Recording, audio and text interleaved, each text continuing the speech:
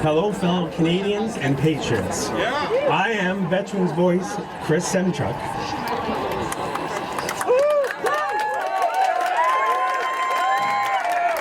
I would like to start today by taking a moment of silence to honor the veterans that fought for our freedom and security in all wars, peacekeeping, peacemaking operations, as well as keeping the peace during the Cold War.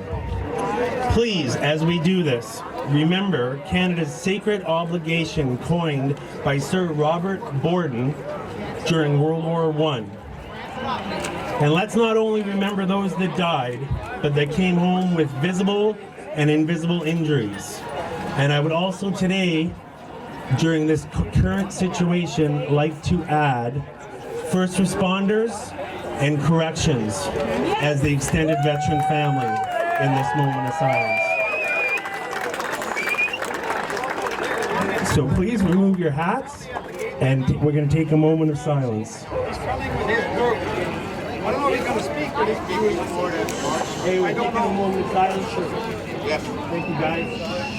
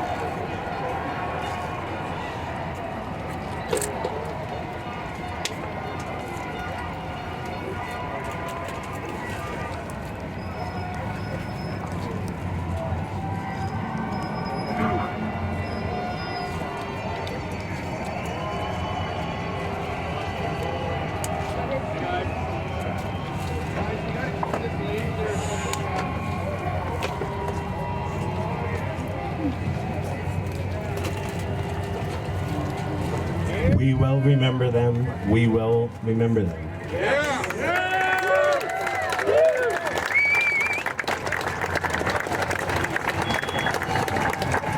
So this sacred obligation has, since the unification of the Canadian Armed Forces in 1968 under Pierre Elliott Trudeau, has sidelined veterans and marginalized our meaning in society.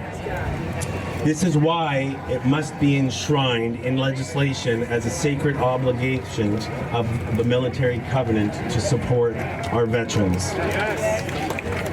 According to Lieutenant Colonel Paul Grossman, a veteran of the Vietnam War and a U.S. Army psychologist, in his book on killing, the number one cause of post-traumatic stress injuries in soldiers, sailors, airmen returning home from operations is the lack of social support and acceptance of their service and what they did and how they did it.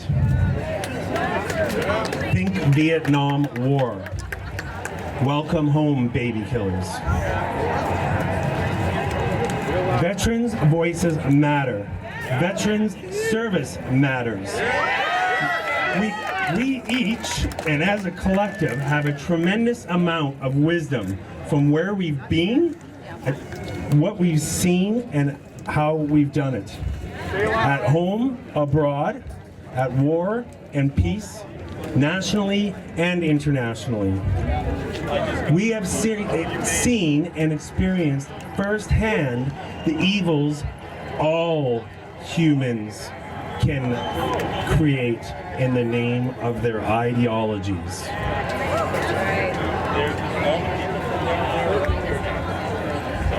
Today, Trudeau says veterans are asking too much.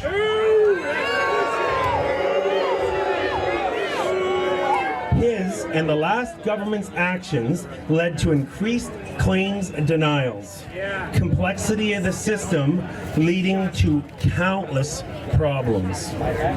However, one main one needing to be highlighted. Just for a basic disability claim, you're looking at 50 weeks for a basic disability claim.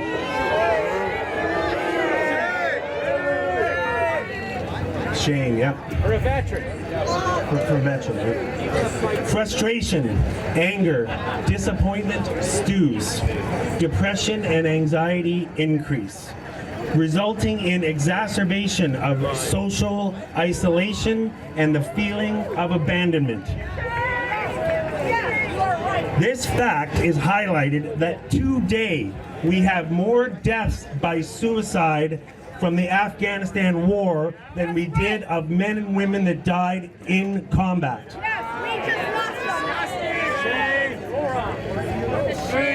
In today's outraged society that we live in currently, where is the mob of outrage for this fact? Not one moment's back. We worship hockey players as heroes for their whole lives. What about veterans? Where's the dignity? Where's the respect?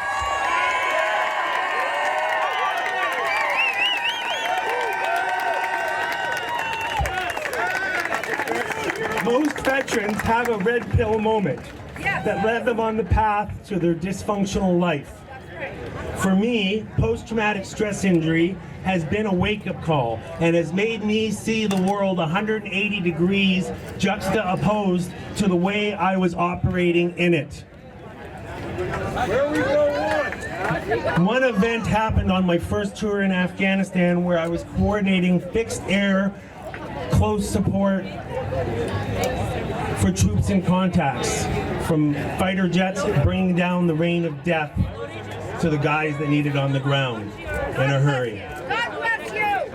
My first day qualified in the seat in that job, I coordinated 27 such operations in an 8-hour period.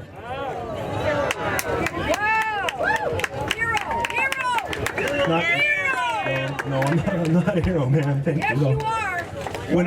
When Army units were heavily engaged and needed help, we did this. But we also coordinated attacks against designated targets and high-value targets. My first designated target mission, was against a homemade explosive facility that the Taliban were using to make their devices of choice to take out Allied soldiers. Bombs, roadside bombs. This site consisted of $100,000 worth of diesel and fertilizer to build their bombs. By the way, brought in around 2005 brought in after the war started a bit to rebuild by companies like Halliburton. We ended up taking out this target with a coordinated artillery, air bombardment, and long-range rocket attack, and a full B-1B bomber full of ordnance. The total value of expendable ordnance for that operation was $100 million. $100 million to take out $100,000. Red pill. Profit.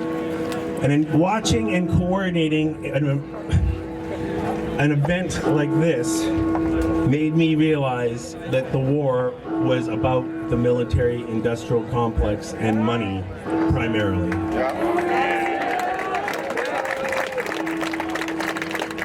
All veterans, regardless of injuries sustained or not in the course of their duties, live and serve a career of sacrifice. Yes, they do. That's why we say, embrace the suck.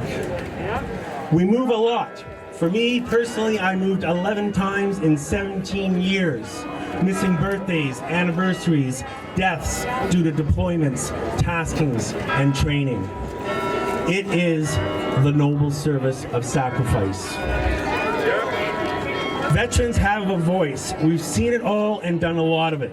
Our voices need to be heard, and we need to be supported in our transition to civilian life so that we can function in that new world as a civilian.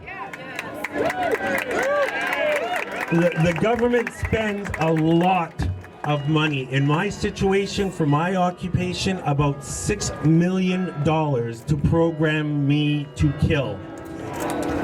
they spend nothing to deprogram us for civilian life. In my opinion, this will continue to go on, no matter which government is in power, until the sacred obligation is enshrined in legislation as a government to keep care of members that serve.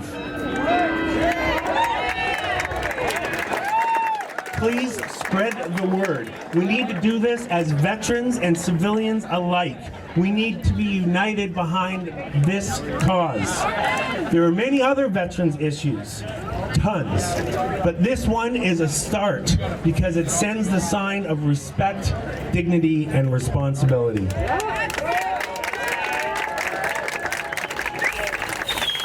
So, what can you do? It's very simple. Take some time. Thank a veteran for their service.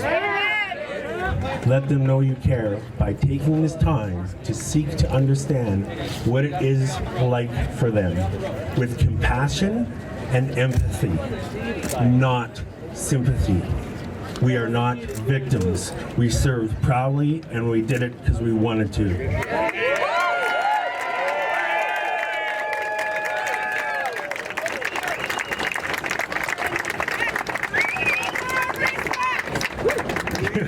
We'll order the servants to change their policies. Right on, thank you. In closing, I would like to remind you that Justin Trudeau dropped the writ for the 2019 federal election on the anniversary of September 11th. I heard the message that he was sending with this and following on actions loud and clear. So let me please remind you, and veterans, civilians and veterans alike, veterans are not sacred cows.